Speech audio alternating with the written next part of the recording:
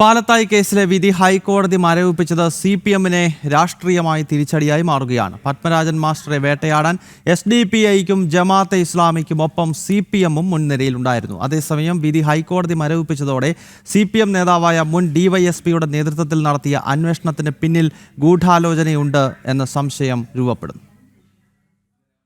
തുടക്കം തൊട്ടേ ആരോപണങ്ങൾ ഉയർന്ന കേസ്.